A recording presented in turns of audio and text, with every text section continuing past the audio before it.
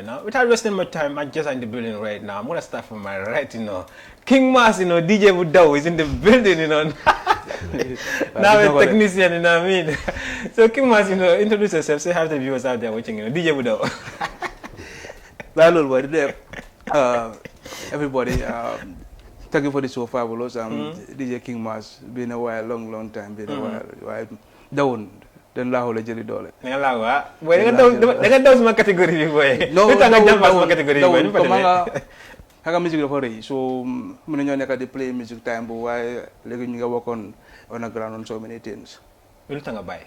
Lu tanga daw, lu tanga post music scene bi. Bo léegi dama gis ne da nga melni comme da nga tell play music léegi. No lu job bi la won. Because nga time so change career. Da nga try to find yourself. There's a new role I don't find as audiovisual engineer. So for my change out my life, while I find my papa, write me again on the other side. You being a DJ, how has that shaped you? Wow, that's probably you started. Right. Because the Romana nega audiovisual technician te hamulo sound. DJ make me a sound engineer, and from sound engineer to audiovisual engineer. So that saved me a lot. Okay. You're going to come to that. You're going to give us your biography. But before then, let me come to the my left side, the second big boss. There's one boss in your nigga boy. The day is my birthday, you know what I mean? So how do I put now we have 10,000, but I'm new them, you know? Because my friend boy. So get bang it talent. I'm not boss in number one you know.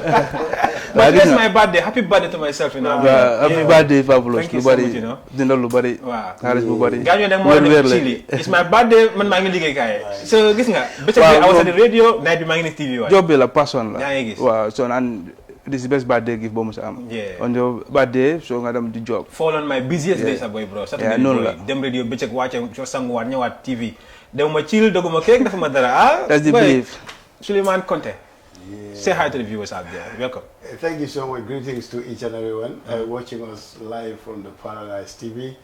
And it's a pleasure. That's the first time I'm coming to this TV, and it's good to be here. You know. That's and, nice.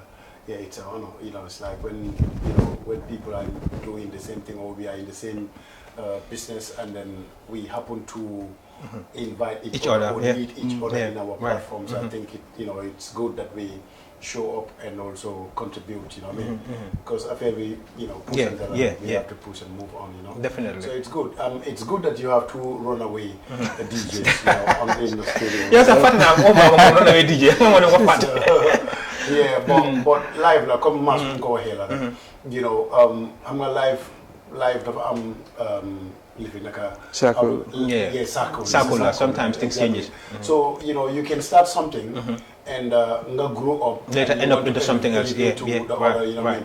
But per se film nekk ni it's like yang si biir the same circle. Yeah. Because it's all li ko umba still now media but you move from, let's say you move from DJing, but then production and for engineering and for technician and for learn move for. So it's just like then when you should look like DJing, but we are still in the media, Right. Yeah. We're gonna take our second music break.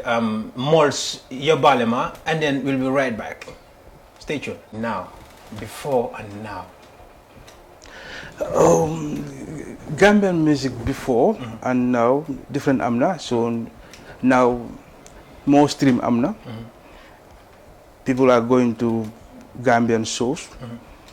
Then the same crowd more like them from one artist to another, but streaming wise change na. Attendance wise change na. So that's a plus. You get move to a direction where I go. The way they they complain, they want come events in class is normal. It's not a problem, Hunger. We have a wider audience and all that. They want events in water class because the same people need them to show be. The same people need them to show be. What's your opinion on that? Why class is normal, but continuing Gambian showbiz, bahut because then the showbiz for tutti, plus the same fan base more or less move to artist A to artist B and to artist C. So soon what a class and the date as artist A, artist B, so what a class at the date. So then the fan base of a hatch. Right. Munna hatch munna ta kilo ambudum. while a normal show base, normal entertainment set is normal. Munga artist A mungi Bruce B, artist B mungi Serakunda is normal. Then like kuneka own fan base.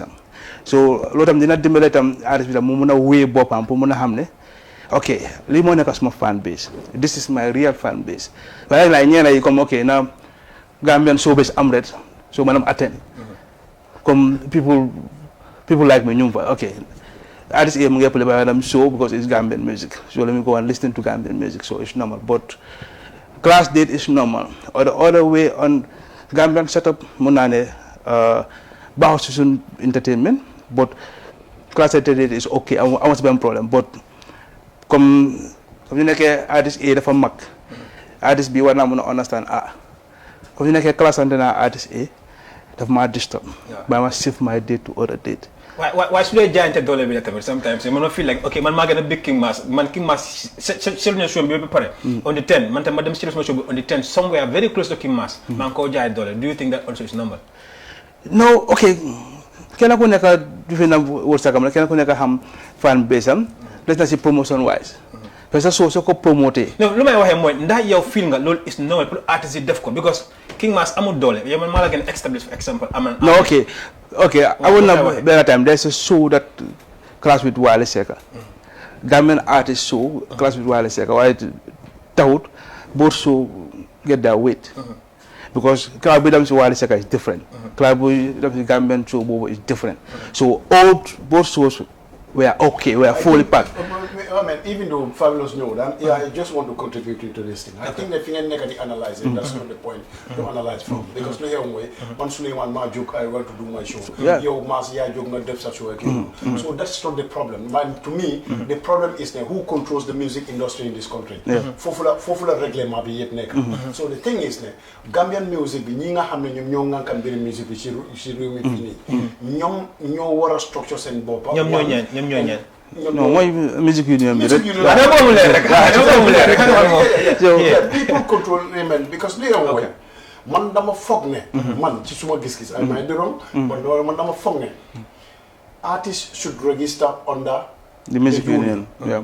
For example. Yeah. And then the union should be there, or if, in fact the union is there to protect the artists.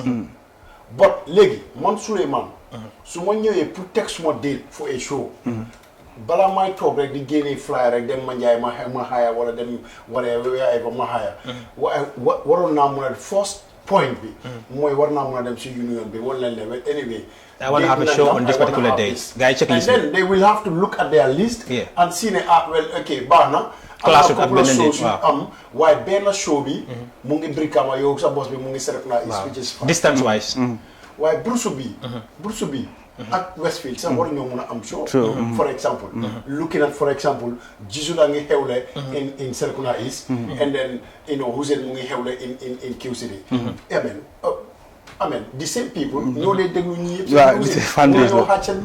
so there should be a body that will regulate and ask this person ne kii moo njëkkaa ñëw mu enroll data make so you have to either switch so man within Gambian music bi si boppam man mun naa wax ne so according to lum tuuti benn show war naa mën a am in Serekunda and the other show dafa war a dem as far as Brikama distance bi nekk fa distance bi ma jox la exemple not long ago xam nga gisul mu ngi tegoon diitam bi si déeti A2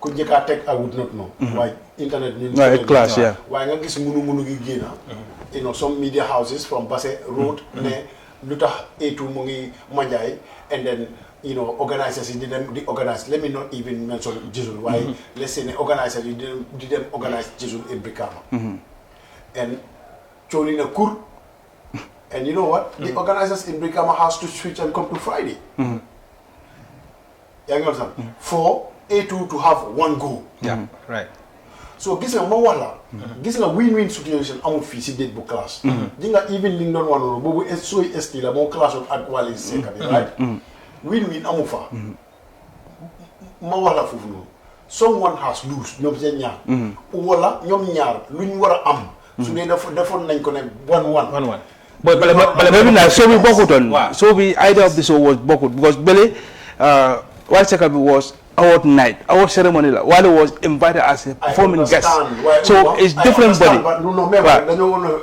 I understand. Right? Hangane. There are two people at Wali's show. They want to attend that one. You see Wali in body, but their mind is all at ST's. Very possible. It's possible. There is someone in ST's show. So, union be. I would not know Dumandugal certain domain because they are trying so much. But then somebody needs to be there. Every real more than 10 years, music bang protective, and then mu dem ci kanam. Union be more tech. Why Solomon artists in your hamlet and you want to empower union? Most of them are not registered with the union. Secondly, union is auto. Most of them don't show up because I have attended few. Why the money gives for a lot of artists come ask us. No, because imagine how many. Imagine the number of artists we have in Gambia. No, hanga. You know why? Come tay. Yange dam sim. Meeting bo xamne sa yu nek ya ngay dem at the end of the day gis lo fañ jeriñ so you end up backing up lolu mo happen because music union be arts and culture tourism can wala protect the industry, the arts in general, being music, whatever, anything arts they want to protect, but are they doing so? They protect the arts. So feel the motor artists in the show of no, okay, come say we on the same agenda all the time, the same agenda, and they don't step to move. So at the end of the day, the matter talk tell okay. Say we the same thing like the work. Come tell. Dama gis ñoo xamne ki mas ñu ne arts and culture bi dañ ko wara separate. Arts bi nekkal bofam, culture and tourism bi nekkal bofam. No. Lolu donc dañu ne xeyna num nekké the same motor, they are giving more priority to the other one than the music side, than the art side. No, okay. Come right now, music more gonna create employment than any other art. Music, come new way, whatever, more gonna create employment. Why so holy? Arts and culture and Minister of Tourism, whatever, and I want to protect the artists. Are they doing that protection? Come okay, soon music industry. Do we have a music industry? Question for everybody. Do we have a music industry? I was going to come to that because so what a music industry, I mean, it's not an industry, it's a scene. Legi, what is the difference between a music industry and a music scene? Okay, okay, come music scene, come on my own opinion, okay, then they are playing their songs of the artists without paying royalties. Artists they can be well, I don't know, not you get tax, not do tax. But what I'm structure. Come if music union been on a bill to Minister of Arts and Culture and then to Tourism, Parliament, when you pass a law. Okay, you know, Senegal, Koko is okay. If you are paying $10 million, when I tell 3 Gambian artists pay each $5 million. So Lulu, you protect the music industry.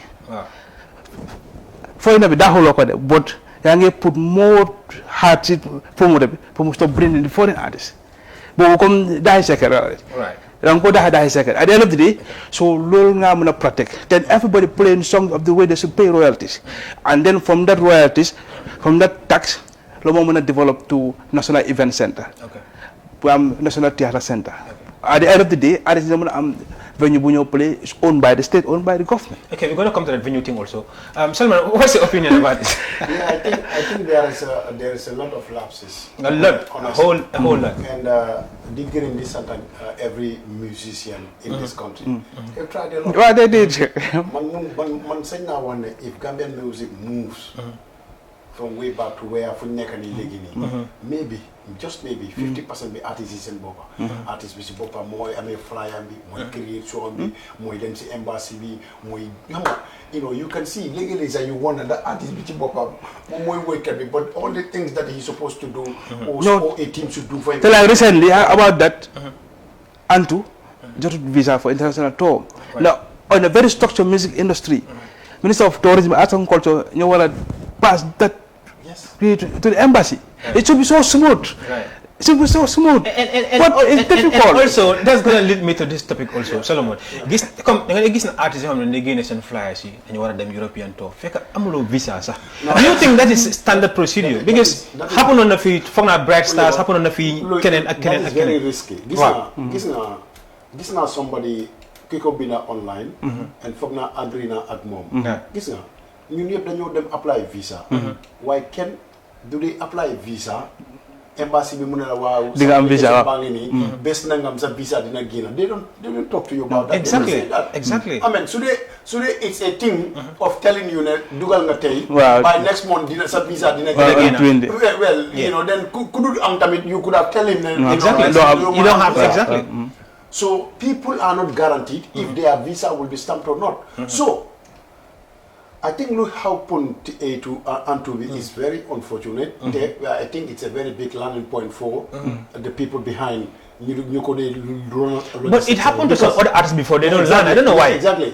And then look how Haral be sa visa again. Exactly. Publicity date. Booking. Correct. Start the flyers. But then you can be big in the Gambia. Everybody loves you. You can even put we have been rejected in embassies. And then when they been it's an application, the visa application living. Soon they soon the criteria yep pare. Then they been even when been yep. So exactly. So you can go to NCAC, you dollar back in and then you dollar music union, you dollar back in to embassy thinking that man can mom I'm a big artist and then you can go and apply and they'll be Bernard mistake guy well anyway you are not legitimate. So legi we have more every and then now what it brings more because unto then you gain number of days and places to play, which means they are confirmed, and maybe some of them has already paid. Wow. Now, because this one they were saying they are going to refund tickets, which means that people are already buying tickets. Okay, all the keep sending tickets, they schedule dates. But then, mom, venue, they might refund. I mean, organizers in the European countries might refund tickets, but Antu link in advance. Exactly. That's the point. It's a question. Now it's a case of bro because bagasi logistics yi xam nga bi nga dugale advance bi ñun tamit suñu logistics because we are traveling so maybe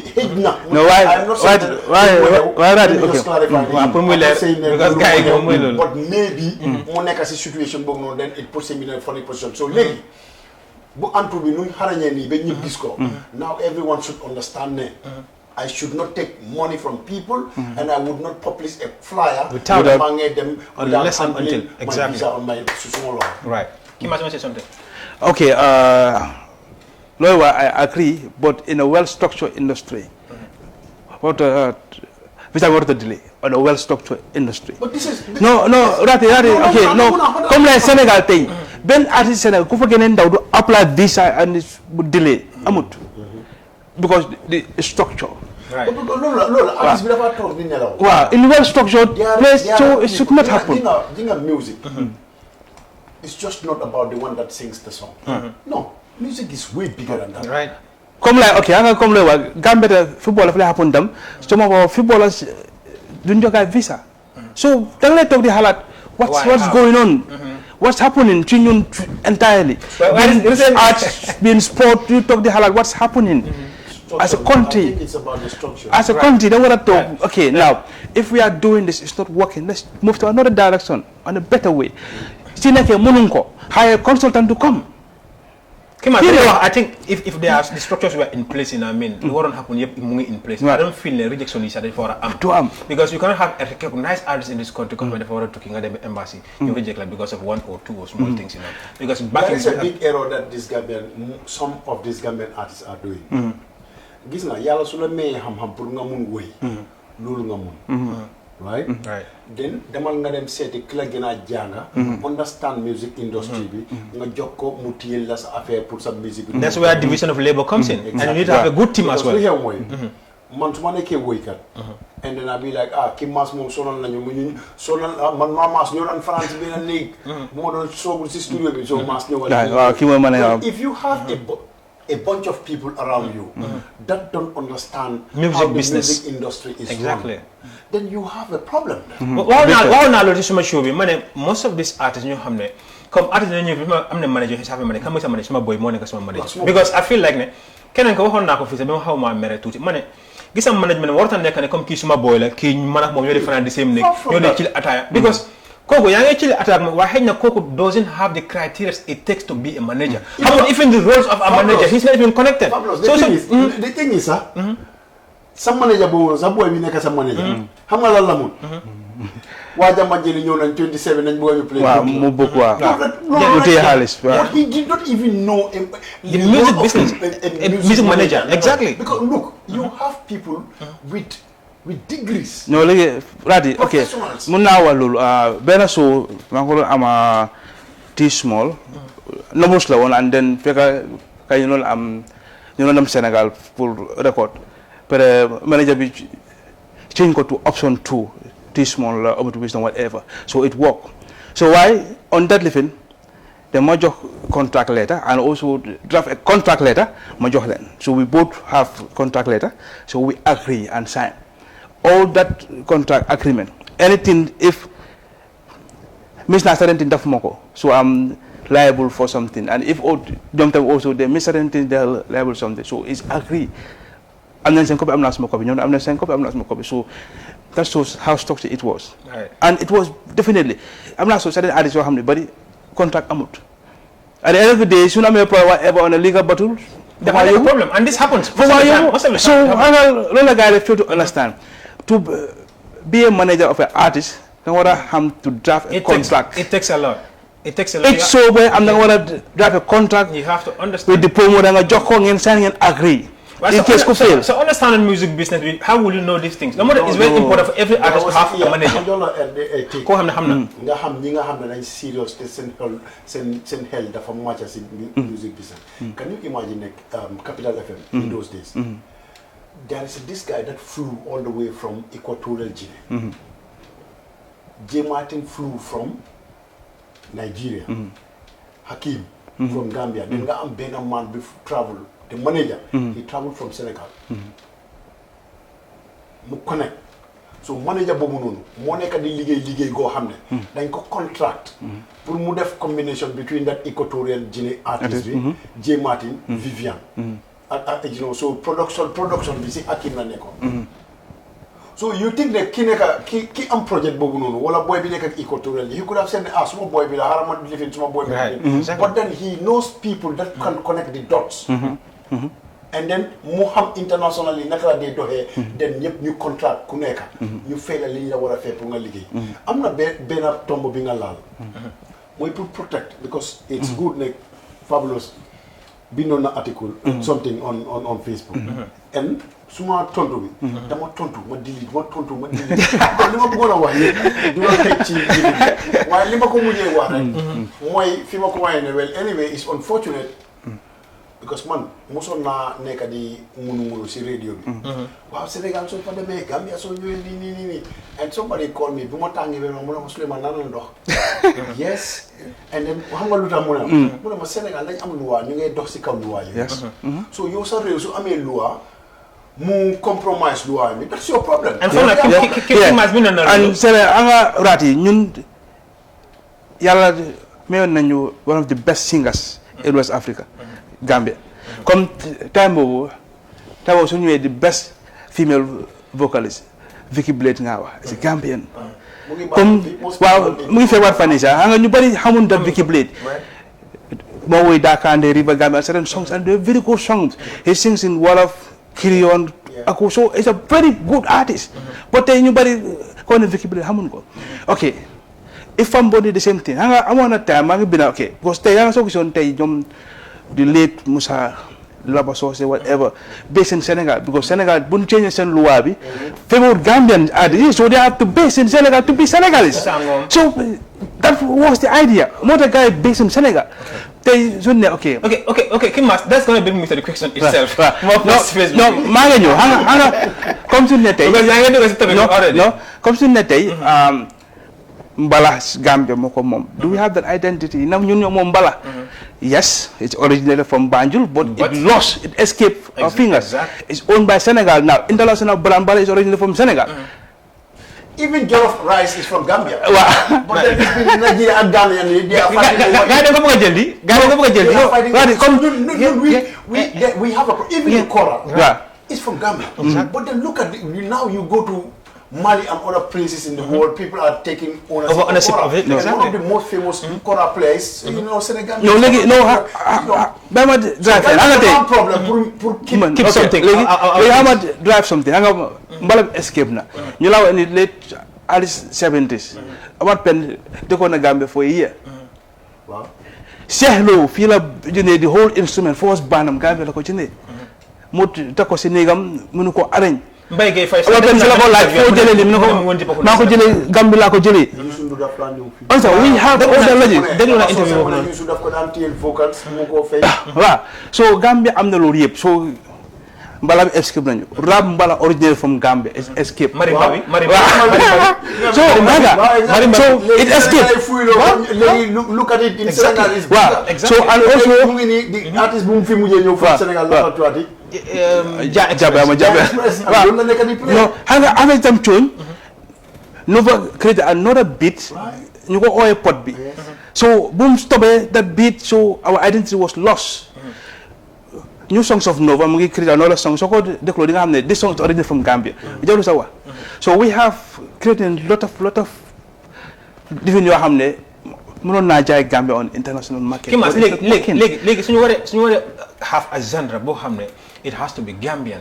yow lan nga fokk because ñun all these things we have started comme nako waxe it have escape was then the fenen so léegi right now ñun lan lañ wara def because léegi so déglu reggae bi da nga xam ne reggae is from Jamaica so déglu hip hop R&B da nga xam ne from America so déglu even music from Guinea what the instrumental hit rek da nga xam ne this music from Guinea Kenya the same thing so déglu music Kenya once the beat play da nga xam ne Kenya léegi de Kenya first time Gambia jazz ak noonu it's a good question exactly dafa am benn music boo xam ne Afrique yëpp ko boole léegi mooy lan ñun ñëpp amoon nañ ci musique I'll tell you the Gambian music later wala musique boo xam ne Gambian bi mënoon na ko brand and then loolu mooy nekk fu ñuy mbubu ñu bàyyi gars yi seen li nekk I'll come to that but then dafa am li xewoon in Africa some time ago ku nekk dafa amoon musique am ak ñun and then Nigeria ni ñëw ak seen afrobeat take over bu ñëwee seen afrobeat bi it started from like say P Square that was 2004-5 and it took the whole of Africa by surprise music Africa bi yëpp a deewoon when the afrobeat came but then look at the Senegalese what kind of studies they did wala some part of the some part of Africa buñ xoolee ji nga genre of that music bu Nigeria ni create bu ñëwee da naan digga mbala ñoom Pape Diouf yëpp foofu lañ dee Youssou sax ak some mbala yi Gambia fii kenn ku nekk boobu mooy time boo xam ne ñoom DJ moo salan dugoon ci afrobeat DJ yi rek and they were hits they were one of the biggest afrobeat and then amoon na some reggae DJs yoo xam ne they were taking afrobeat as a joke ñu naan lii musique pacala but then one time mu start the control and all that no because Senegalese what the Senegalese did Viviane ñëwut ak song bi mu ne gars yi toog Sénégalais yi study ñu ne léegi xam nga lan ñii lu ñoo play nii suñ producer they can beat the same thing that they beat that's true and then ñoom ñu ngay sing in their own language now ñun dinañ dóor lu ñoo dóor ñu woy ko ci suñu làkk and it work and the people are gonna make it love it more and it work moo revive Viviane sax waaw it work because that Afrobeat wala ko with mbala beats with Viviane ñoom mi ngi si what they sing is afro but soo dégloo di nga dégg tama bi si suuf di nga dégg sabar bi si suuf so it works so you mix comme loolu wax tey balaa ñoom P Square Gambia ñu nu ngeen play ñan la Tutu Party Emerson was the hittest song in Gambia time moo doon play DJ money même dem clubs on wow whatever Wedigal Cinema Hall Tutu Party was the biggest hot so mu change so after mu dem certain point léegi Gambia suñu identity la war a toog xalaat so léegi still go back to the arts and culture tax the producers because bu Afrobeat génnee South Africa created their own beat Amapiano the Afrobeat of Tanzania and Nigeria is different the Afrobeat of South Africa is different so même temps we create the Afrobeat bu America they play is different with Nigeria. Like if you want to create, what are you going to create? What's in your mind? Mas, hold on. Okay. When you go to Senegal, you have Youssou. Right. When you go to Mali, you have Oumou Sankara. When you go to Guinea, you have Sekouba Pambina. You can name them Salif Keita. When you come to Gambia, who do you We have Jaleba. What does he play? Kora. Gis nga su amee benn instrument boo xam ne dafa jaaxle tubaab yi. mooy kora. naka la nit war a mun a toog. di play an instrument with 21 strings. mu génne melody. Good one, sir. Jaliba mu ngi nii. Jaliba mu ngi nii. na nga ko sample certain beats waaw. non laajte woon naa ko sax. mu ne kon gars yi ñu ne yàkkamtiwuloo waaye soo yàkkamti woon di you will be as big as you should do. mu ree Jaliba xanaa xamoon ne dafa doylu. but because Jaliba is one of the artists in the Gambia fii. nga xam ne almost every 2 years or every year dina def launching te yow doo dégg advert. doo dégg energy bi. because dafa am base. boo xam ne moom. na dem si WhatsApp groupe na launchino de ñi karo min kana lon tenno rek. na launchino on tem tenno ñooñu dañoo dem ñu feesal picc. waaw and Sénégal respect Jaliba 100%. seen boss yi da ngaa dugg seen boss yi doo dégg ba nga amee at lu dul Jaliba. Sénégal gën la ñu gën a mën a play di su passé Jaliba soo compté Jaliba. soo compté dama la bëgg a jox benn jàngat pour nga bàyyi si sa xel. Jaliba kora la di play afro manding. aduna bi yëpp la di wóor. tata di nii yàlla suuf sedda ci kawam. same thing. Sambu Susu, Mumfi, same thing, Afrobeat. You know what I mean? You can count, you can name them. So man dama yaakaar ne man foog naa ne Gambian bi su embrace Afro Manding. Afro Manding mooy suñu identity. Because Lalo Keba Dramé yàlla suuf sedda ci kawam. Sorry, no, kii nii Jali Ñaama Suso. You know, ñoom Lalo Keba yi nii sax Jali Ñaama Suso. Xam nga Jali Ñaama Suso ñaata université la dem ci biir àdduna bi di jàngale kora bi di bino. And the late Alhaji Mbaye. Right. So you can name them. So waxuma ne the other genres of music are not working. waaye yaakaar naa ne Afro Manding bi si step bu mu dem. Ifamboli they play Afrobeat. Gelewal they do. yaa ngi understand. Leon and Chameleon band they do. They do. And then so seetloo Afro Manding genre of music film aada. Gambian music bii lii. benn genre of li boy di def léegi nii. am waxuma loolu de because loolu modern music la loolu is the music of the generation right. but then comme nit nga ñëw rek dool instrument rek. 1 minute rek nit mu identify la. I think loolu that should be the call. No, okay, I agree. Waaye tam okay modern music la so now kora bi na nga ko use with the modern instrument. Fuse ko. Balafong moom fay. waaw Joolaa seen cabar yooyu noonu te daf lay jox a very good melody Joolaa seen defi noonu so you fuse it on a modern instrument. lu mu laa jox lan la let's make an experiment. And what name are we going to give the genre? No, let's make an experiment first. Then we make a name. Gambian, they have a problem with them. Gambian, they have a problem. You know, be Nova created beat boom. Wow. You know, similar beat la Sonland created on. But Sonland of course oye bumbala. Bumbala. And then na am kini naka. No, to go Afrowave. Afrowave with the advice from Sunni legend be the Okudrame. I think you know Nova oye ko Afrowave. Xam nga keneen ini beneen tour keneen ini beneen tour. Waaye gis nga musique boobu noonu. was a trend boo xam ne. yóbbu woon na Gambian music to an extent. waaye nag ji nga Gambian bi foofu la. ñun we were kind of lost at some point. te gis nga léegi ba su ma déglu Sénégalais musique bi ma déglu that never touch that marimba touch dama demoon taa mooy li Gambia la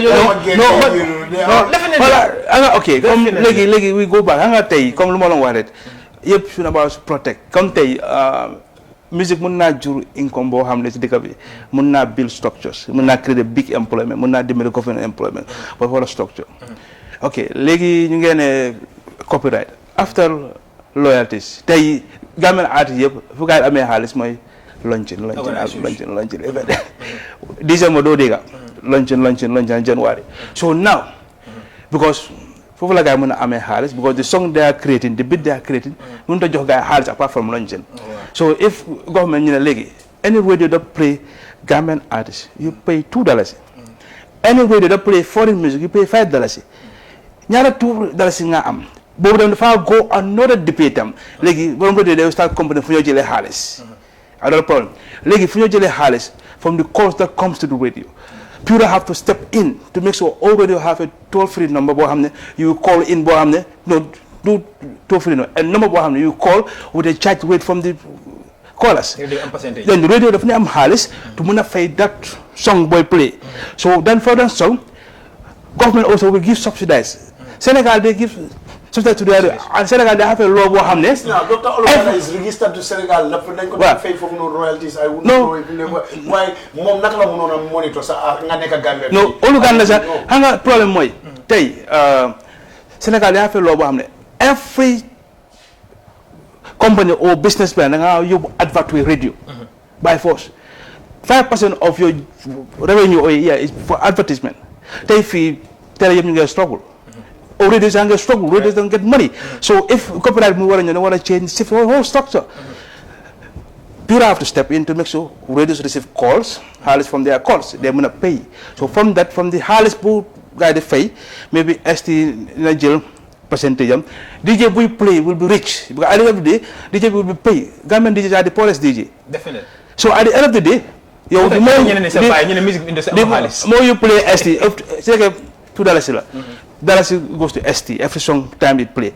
The other Dallas 50 butut goes to the music union. The other 50 butut goes to the DJs. Everybody will play Gambian music. Then Jari wanna come step in. You have to pay tax. You are making revenue. You are wanna pay tax on the event tax. Then when I order time, Jari must start collect event tax. Man, one artist I want to pay the event tax. I will make sure the music union step in for the copyright law. So it's a business, then Jare come collect tax for government. It's win-win situation. At the end of the day, the artist dinam, DJ dinam, government will have, everybody will have. The institution will have. At the end of the day, so these are the structure we want to talk, they think. How do we arrive at this point? Okay. This is our main problem. It's simple. Very important. How do we arrive at this point? I know our discussion, I don't know what we're going to do, whether we're going to have part two, but anytime I have people know how many in the media, right? Fuck me, I'm part 2. How much they're gonna time? I'm at part 2. I don't know, but whenever I'm there, I'm not. All what I have in my head and all I want to talk about. What discuss how only 2%, sir. Out of it, you know. Tell them a post on the Facebook. We see Bob. Bob is a topic of its own. Right now, the master that we have 5. We'll discuss was 5 minutes. 5 minutes. We'll discuss in 5 minutes. So I just gonna kill on another time. I'm more like that because this la lo tuti. Luta nga fogné gamen artist yi duñ mëna mujjé ak sen manager yi. Gis né manager ñoo xamné they have struggled with the artist from scratch.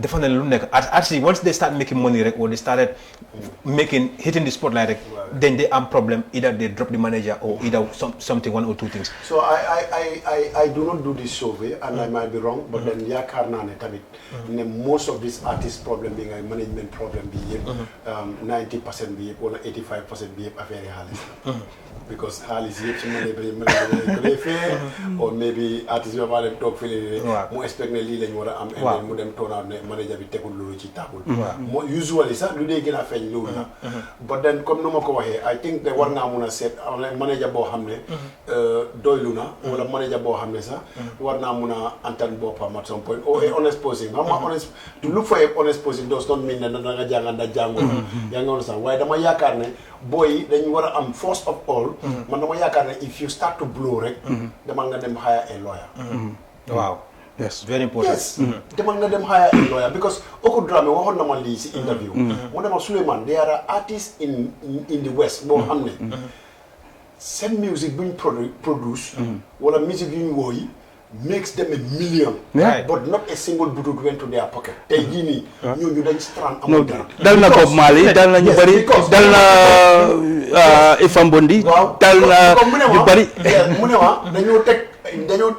dañoo teetalu tegal la a full book pour confuse la nii rek then ñu dem sign loola and then liggéey bi bu mu commencé rek soo starté di back out rek ñu naan la lii nga section point bi paragraphe bi mu ne nga fekk bàyyi loo ko moo tax yow jànguloo yow yaa ngi mel ni man grade na buñ la read tuuti rek tayal ok mu ngi cool xaaral ma sign yaa ngi yàkkamti waaw take it to a lawyer pay the lawyer nga ne ko lii mu ngi nii mu go through it waaw fépp foo xam ne ñuul la rek and your advice waaw ñu demaat foofu noonu ñu renégocier you know very important jëkkaa joxangum garantie very important and léegi adduna bi dafa digitalize léegi manager bi mun na faa nekk as your manager waaye payment can be made in the banks payment can be made online payment can be made in a different factor boo xam ne du tegu ci loxo manager bi waaye 90% bi gëm naa ne 90% of management problem bi ci réew mi xaalis la ki ma la nga foog once you take it no because sometimes it might be other reasons why what's in your mind xaalis la waaye tam xaalis is primary source of loolu mën di xew. te foofu sometimes artiste dañuy dem ba ñu feel like ne. no boo suma xaalis war ma ko share ak manager bi so ñu start di foofu laa ñëwee one of the part of the artist for a lawyer whatever. But manager sooy manage an artist. At the beginning. da nga put a paper. We agree. on nangam years we sign. In case lu mën di xew. we take it to the court. so loolu ok comme tey du yow yaa ngi bëgg a def waaye yow as a manager. loolu mooy sa liggéey. da try to protect yourself. Alif itam mu nitel lawyer also mu protect boppam. waaye comme dem na ñëw na yëpp primary is xaalis. waaw léegi am naa soo léegi ci na xarit jël na sama baax bi yëpp so léegi ñu tas. secondly tamit foog naa li moo nekk last question bi time bi jeex na almost so kii maas tamit yow lan nga feel ne moo nekk foofu noonu si industrie yoo xam ne yow yaa ngi ko gis nga feel like ne those things has to change. boy bu ma la wax industry boy music scene. okay baax na.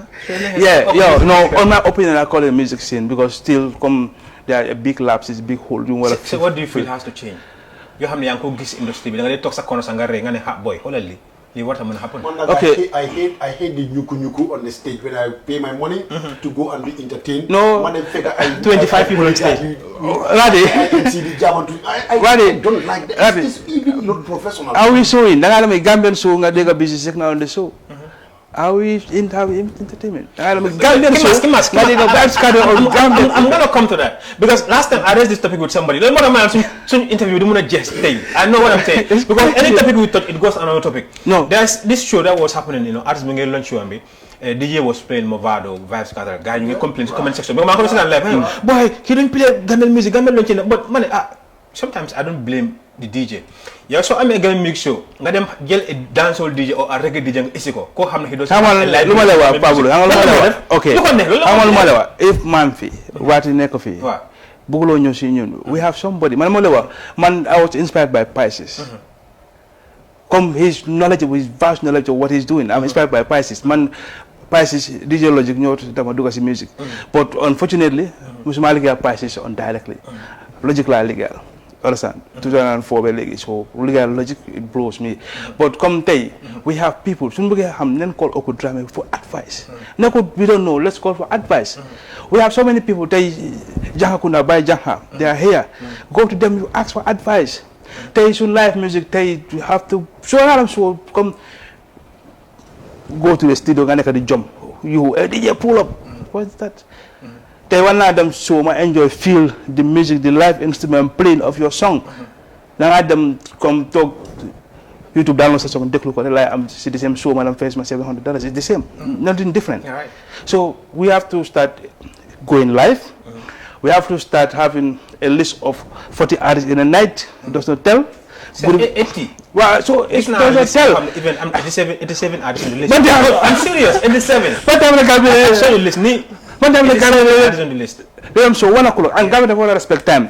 When we say the show start 8 o'clock prompt, then we'll start. Better to play the song. And just one addly 1 minute because I know time is done. Gambian artists I know they try to compensate each other. Why Mandamane? If I want to gauge who is the best Gambian artist. On a best bu may gauge loolu mooy bés bi ma xam ne gis naa Gambian artist boo xam ne moom kenn teg na show and then ñi fa play yëpp 0 underground artists lañ and then I will not see a list of the 20 top artists in the country and then nga feesal venue then dinaa gëm ne okay kii is the best but then léegi for example naa jël Jisul you know because ñoom ñoo jógee Bakaw you know let's say ne Jisul su ootee okay, I know that Hamna didn't face an Esther or venue why he wants to be nice to ST mu invite ko who send that si bopam mu available si bopam mo ko boy li dina ñew de kenen remam dina ñew okay ñi hidna why you I mean if you put up a flyer and put all these people on the list how would you want to tell me that you ya indi ñoo ñi yep ni ñu ñewon ci show bi how would you want to tell me that ñoo ñi yep yow la that's different 2 people come for ST 3 people come for so I think that upcoming artists fofu lañ leen lay suppressé because upcoming artists ñu leen lay treater it's bad they complain a lot on this platform sound you enjoy the good quality of sound no quality if you make it MC bi whatever I'm thank you Kim ngay wo sa no bobu sa is better jël di upcoming artist jox ko 100 tickets or 200 tickets. Wow, so kooku jaay bring at the end of the day perform. We've seen So you are Martin. So we have a lot to talk about. Tell me, boy, are you going to be available for next week? Then we can have part 2 or the following week. Hey, or we can talk about that later. Yeah, we talk about it. Okay. No, if you guys are available, man, I'm cool with it. I'm gonna reschedule next week. You know what I mean? So I can have them back next week. After now, I have a guy behind the camera after the show. So if they are free next week, we can have part 2 because. We did not talk about this live band thing, this playback thing. Come upcoming artists, don't make any work. Gambian music, not mom play Senegal, you know, and all of those things. Upcoming artists, your favorites. You have a whole lot to talk about, you know. So probably next week we come back and do part 2. I'm not going to allow them to sign out. They are coming next week. They are coming next week. Thank you so much, Kim Mas. Thank you so much. Time flies when I'm happy birthday. Welcome to the end of this amazing segment. That comes every Saturday from 10 to 11 p.m. After the show, I'll be right back next week, the same station, same time. Till then, we out.